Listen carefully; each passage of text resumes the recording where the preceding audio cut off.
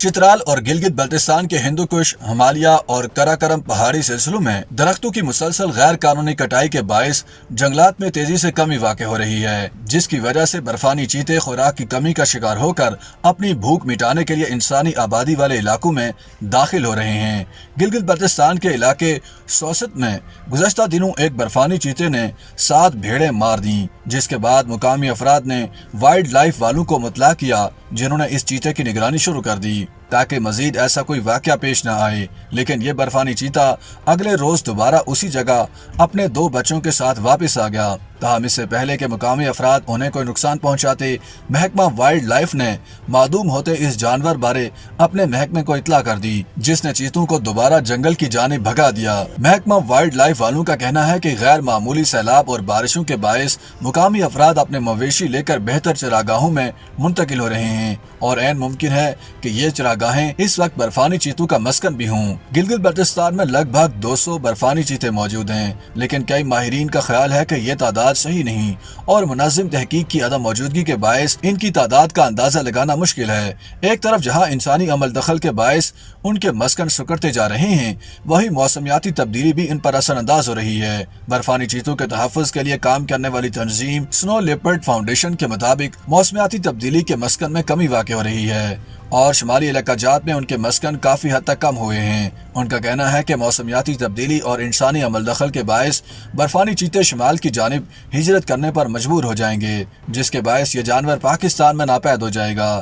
چند دہائیوں قبل برفانی چیتا سوات اور دیر کے علاقوں میں بھی پایا جاتا تھا، لیکن اب یہ صرف شمالی علاقہ جات میں غزر، ہنزا، استور اور گھانچے کے علاقوں میں ہی پایا جاتا ہے۔ برفانی چیتوں کا مسکن بلند و بالا برف سے ڈھکے پہاڑوں میں ہوتا ہے۔ یہ ایشیا میں 2 ملین مربع کلومیٹر میں پائے جاتے ہیں۔ اس جانور کا مسکن درختوں سے اوپر کے علاقے میں ہوتا ہے، لیکن موسمیاتی تبدیلی کے باعث درجہ حرارت میں اضافے سے ان کے مسکن سکڑتے جا رہے ہیں۔ اقوام متحدہ کی رپورٹ کے مطابق درجہ حرارت میں اضافے کے باعث برف پگھل رہی ہے اور درختوں میں اضافہ ہو رہا ہے، جس کے باعث برفانی چیتوں کو مزید اونچائی پر جانا پڑ رہا ہے۔ سیٹلائٹ سے لی گئی تصاویر پر مبنی ایک تحقیق میں کہا گیا ہے کہ دنیا بھر میں گلیشیئرز جھیل کے حجم میں 150 مکعب کلومیٹر اضافہ ہوا۔ اس میں کہا گیا ہے کہ 1994 اور 2017 کے درمیان دنیا کے گلیشیئرز جھیلوں سے 65 کھرب ٹن پانی کا اخراج ہوا ہے۔ گزشتہ 100 سال میں سمندر کی سطح میں اضافے کا 35% حصہ گلیشیئرز کے پگھلنے کے باعث ہوا۔ ایک تازہ تحقیق میں کہا گیا ہے کہ کاراکرم گلیشیئرز کی گزشتہ 40 سال کی تحقیق سے یہ بات سامنے آئی ہے کہ بڑے ہوتے ہوئے گلیشیئرز جھیل میں بدل جانے کے امکانات زیادہ ہیں۔ اگرچہ یہ جھیلیں تازہ پانی کا اہم ذریعہ ہوتی ہیں، لیکن جب ان کا بند ٹوٹتا ہے تو تباہی مچ جاتی ہے۔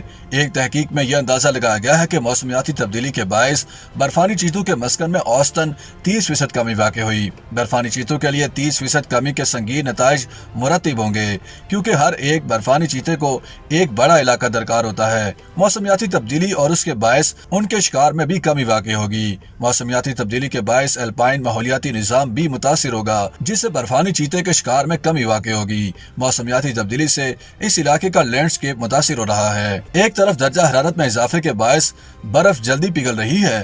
برف پگھلنے کی وجہ سے سورج کی شعاعیں ریفلیکٹ نہیں ہوتی اور اس وجہ سے برفانی چیتے کے شکار کے لیے ایک تو غذا کی کمی ہو رہی ہے اور دوسرا پانی کی۔